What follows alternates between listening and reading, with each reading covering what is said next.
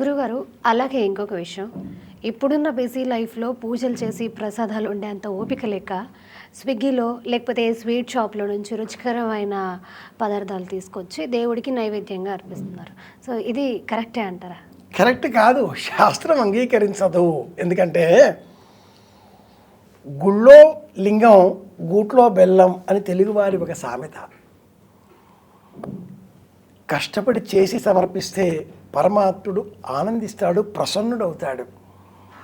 ఎక్కడో ఆర్డర్ చేసి ఎవరో సిద్ధం చేసిన పదార్థాలను మనం పరమాత్ముడికి నివేదనగా సమర్పించడం అంటే మన బద్ధకాన్ని స్వామికి ఉదాహరణతో దర్శింపజేయడం అనే అర్థం. సిద్ధం చేసిన వారు ఎలాంటి మనస్సుతో ఆ పదార్థాలు పచనం చేసి ఉన్నారో, స్నానం చేశారో లేదో, ఆ చేతులు ఏ విధంగా ఉపయోగించారో ఏమో. సుప్రసిద్ధ సంగీత విద్వాంసుడైన కీరవాణి ఎవరికి పడితే వారికి షేకింగ్ హ్యాండ్స్ ఇవ్వకూడదు అనే పద్యం చెబుతూ ఆ చెయ్యి ఎక్కడ పెట్టుకున్నాడో కనుక నేను షేకింగ్ హ్యాండ్స్ ఇవ్వను అంటాడు.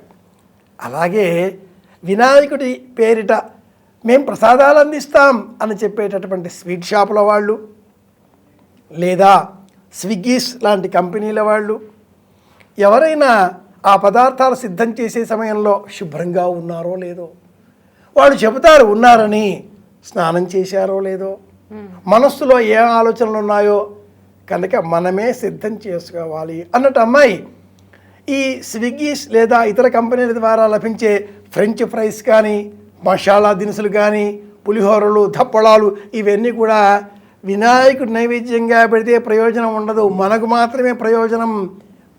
తాత్కాలిక ప్రయోజనం దీర్ఘకాలికంగా వ్యాధులకు కారణమవుతాయి. వీలైతే పాటిద్దాం లేదా ప్రశాంతంగా ఉందాం, అంతేగాని నోటికి వచ్చిన వాటిని మట్టుకు ప్రచారం చేయకుండా భద్రంగా ఉండే ప్రయత్నం చేద్దాం. ఇంట్లోనే చెయ్యాలి, చప్పడి పదార్థాలే చేయాలి, వాటినే నైవేద్యంగా సమర్పించాలి. ఇది రూల్, ఇంతే. ధన్యవాదాలు గురుగారు. కృష్ణార్పణం.